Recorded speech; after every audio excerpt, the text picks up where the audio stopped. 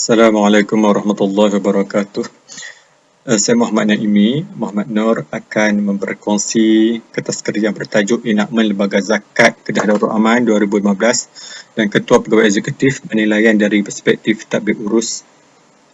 Perbincangan ini akan melibatkan beberapa subtopik iaitu dimulakan pengenalan Enakmen Lembaga Zakat Kedah Darul Aman, tadbir urus korporat, penilaian dan perbincangan dan diakhiri dengan kesimpulan. Jadi di Malaysia, urusan berkenaan zakat terletak di bawah urusan pentadbiran negeri dan negeri Kedah adalah antara negeri terawal yang mempunyai perundangan zakat.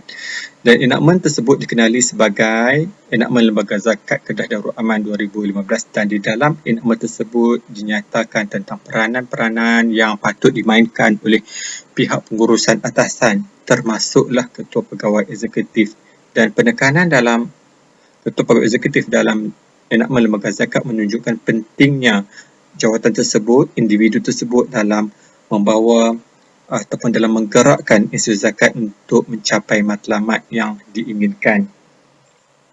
Jadi persoalan yang timbul ialah setakat manakah perundangan yang ada dalam enakmen tersebut menggariskan tanggungjawab KPE ataupun Ketua Pegawai Eksekutif, dan keduanya adakah tanggungjawab yang diberikan kepadanya bersesuaian sehingga boleh menjejaskan prestasi tugasnya.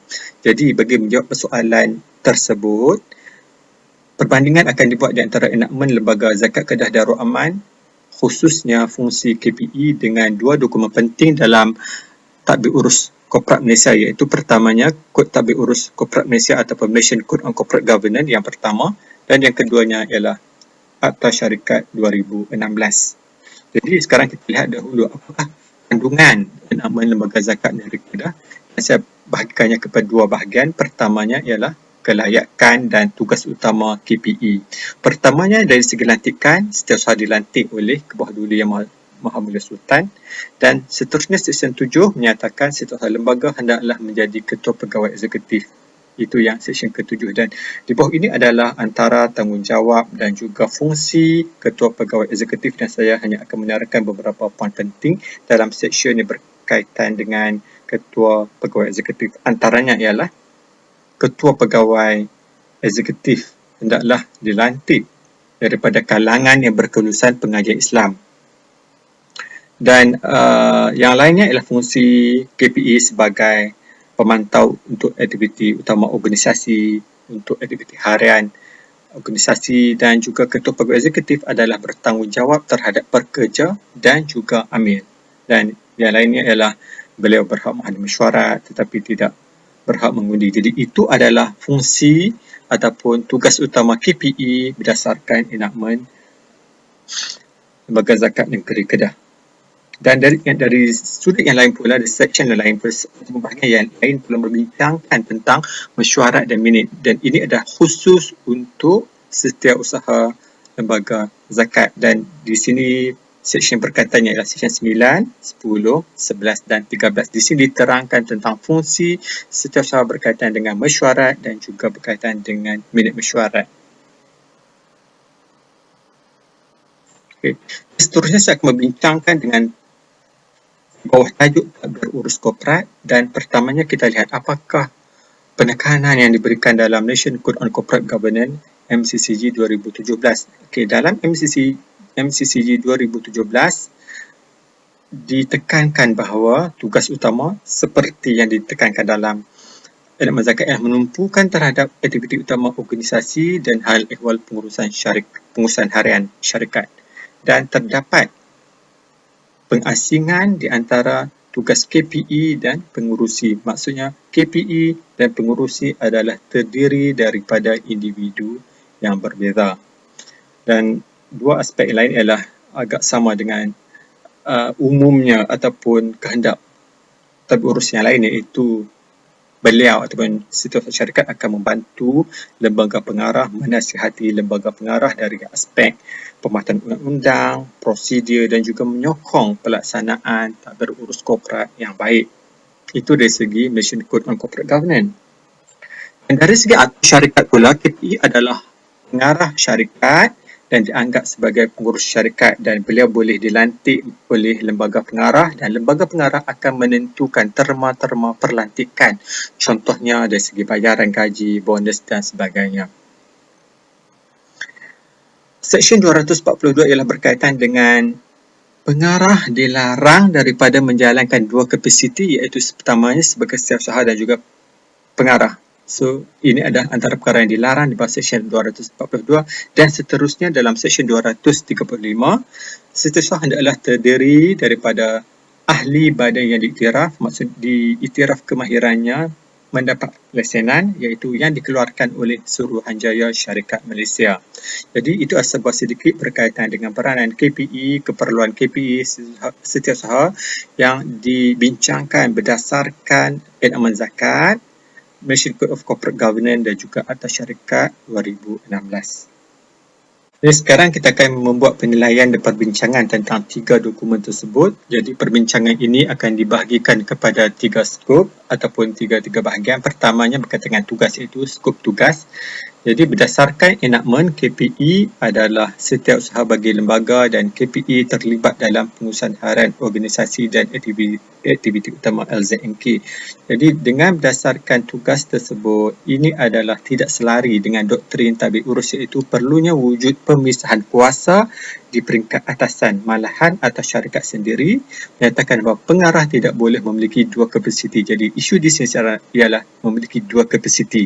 Jadi apakah kesannya atau implikasinya? Jadi ia mungkin boleh memberi kesan terhadap pertamanya ketelusan, dan juga mungkin boleh memberi kesan terhadap beban tugas sebagai ketua pegawai eksekutif sebuah institusi zakat. Itu dari segi skop tugas. Kesannya ialah mungkin memberi kesan terhadap ketelusan. Jadi dari segi perbandingan yang kedua, kita lihat kepada kelayakan.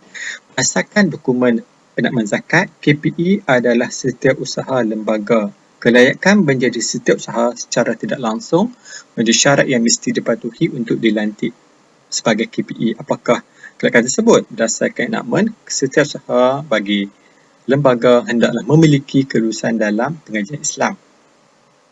MCCG walau bagaimanapun tidak menyatakan kelayakan khas untuk menjadi KPE. MCCG menggariskan bahawa setiausaha pula seorang yang arif dalam hal tabik urus, hal peraturan dan juga perundangan, kerana beliau adalah penasihat kepada lembaga pengarah.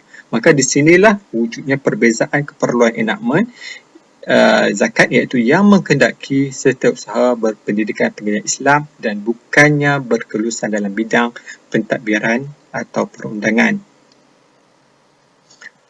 Itu dari segi kelayakan yang berbeza. Bagi KPE untuk lembaga zakat, setiausaha lembaga zakat dinyatakan secara jelas, iaitu beliau mestilah memiliki pengajian Islam, tetapi tidak dinyatakan hak secara khusus dalam MCCG. Dan dari segi yang ketiga, aspek yang ketiga ialah berkaitan dengan beban tugas. Tugas yang dipikul oleh KPE berdasarkan peruntukan enakmen adalah di luar skop tugas, kerana KPE secara konvensionalnya bertanggungjawab untuk memastikan hak dan juga kepentingan pelabur saham dipenuhi. Jadi kalau lihat dari segi aspek KPE di institusi zakat, beban tugas KPE di lembaga zakat adalah lebih tinggi kerana beliau merupakan ataupun memiliki dua jawatan, setiausaha dan juga KPE. Jadi ini mungkin menyebabkan beliau sukar untuk menumpukan tumpuan dan komitmen, malah mungkin akan boleh memberi kesan terhadap liability atau tanggungjawabnya, dan boleh memberi kesan perundangan terhadap sebarang perkara yang tidak diingini jika berlaku kelak. Malahan KPE juga bertanggungjawab terhadap setiap Muslim yang telah membayar zakat dan golongan asnaf zakat. Jadi itu adalah antara pihak yang beliau bertanggungjawab. Jadi secara perbandingannya, kebertanggungjawaban terhadap pelbagai pihak ini menjadikan tugas KPE institusi zakat lebih mencabar jika dibandingkan dengan KPE sebuah syarikat. Jadi terdapat beberapa cadangan yang ingin dikemukakan. Pertamanya ialah dicadangkan jawatan setiausaha lembaga dan KPE diasingkan dan dilantik pegawai khusus untuk menjalankan tugas kesetiausahaan lembaga. Jadi dicadangkan pegawai yang bertanggungjawab terhadap urusan perundangan dilantik sebagai setiausaha berdasarkan kepakaran, berdasarkan kelayakan dan juga kesesuaian pegawai tersebut. Dari segi kelulusan, keperluan enakmen yang mengkendaki setiausaha memiliki kelulusan dalam bidang pengkajian Islam mungkin boleh dipertimbangkan semula kerana ini juga dah selaras dengan hasrat ZMK yang ingin menjadi sebuah institusi kewangan sosial yang bertaraf antarabangsa. Jadi individu yang mempunyai latar belakang kewangan Islam, muamalat, ekonomi Islam atau perakauan mungkin boleh diambil kira supaya ini selari dengan perkembangan dunia ekonomi yang sifatnya kompleks dan sifatnya dinamik. Itu cadangan yang kedua. Dan cadangan ketiga ialah untuk mewujudkan kod tadbir urus, dan kod ini boleh berfungsi sebagai panduan utama dalam mengendalikan pengurusan isu zakat kerana kod ini bersifat dinamik. Proses pindahannya adalah lebih mudah jika dibandingkan dengan elemen zakat, dan kod ini boleh memperhalusi tentang sesuatu perkara yang disentuh secara umum dalam enakmen dan boleh memberi fokus kepada tugas dan juga tanggungjawab KPE dan bagaimana beliau menguruskan amil. Jadi dengan wujudnya kod ini, penerangan yang lebih jelas tentang fungsi KPE dapat diberikan, jadi pada masa yang sama ia akan meningkatkan kualiti ketelusan sesebuah organisasi. Jadi ini adalah antara cadangan. Maka di akhir pembincangan ini saya ingin membuat beberapa kesimpulan. Kewajipan berzakat telah lama disyariatkan dan bagi memantapkan aktiviti pengurusan zakat, institusi zakat telah diwujudkan. Malahan negeri Kedah adalah antara negara awal yang memiliki perundangan zakat, iaitu dikenali sebagai Enakmen Lembaga Zakat Kedah Darul Aman 2015. Dalam enakmen ini dimasukkan elemen pentadbiran dan menekankan tentang peranan ataupun pihak-pihak yang terlibat dalam institusi zakat, dan di sini juga ditekankan tentang peranan ketua pegawai eksekutif. Memandangkan KPE adalah penggerak ataupun nadi utama institusi zakat, dan ini boleh memberi pengaruh terhadap kualiti tadbir urus. Jadi kertas kerja ini telah menilai peranan KPE yang dinyatakan dalam enakmen zakat dan cuba membandingkan dengan dua dokumen tadbir korporat iaitu MCG dan Atas Syarikat 2016. Jadi hasil perbandingan didapati enakmen tersebut telah menggariskan beberapa perkara tentang kelayakan dan tugas yang harus dimainkan oleh KPE. Jadi dalam aspek ini ada selari dengan perbincangan tentang kelayakan dan skop tugas KPE bagi organisasi korporat. Tetapi kalau kita lihat secara khusus, iaitu melihat kepada skop tugas, kelayakan dan beban tugas, terdapat beberapa aspek yang perlu diperbaiki. Antaranya ialah KPE yang bertindak sebagai setiausaha bagi lembaga. Pertama, kelayakan bersesuaian yang patut dimiliki oleh setiausaha, iaitu kelayakan khusus dalam bidang berkaitan dengan peraturan, perundangan, tadbir urus, dan juga ketiga tentang penjelasan tentang beban tugas KPE. Jadi ini adalah antara tiga aspek yang mungkin boleh diberi perhatian oleh pihak institusi zakat. Jadi antara cadangan yang diutarakan ialah untuk memperbaiki, mengemaskinikan enakmen zakat dengan mengambil kira aspek yang telah dibincangkan tadi, pertama, dan juga dicadangkan, diwujudkan kod tadbir urus supaya sesuatu isu itu dapat diperhalusi, dan juga ini adalah kerana kod adalah sesuatu yang lebih fleksibel dan juga dinamik jika kita bandingkan dengan enakmen zakat itu sendiri.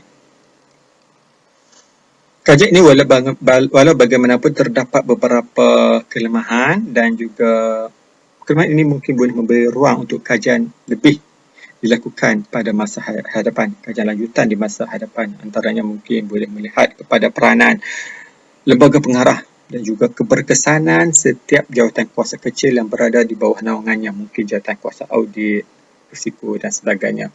Juga kajian boleh melihat lebih daripada satu isu zakat yang berada di negeri lain kerana setiap negeri mempunyai perundangan zakat yang berbeza.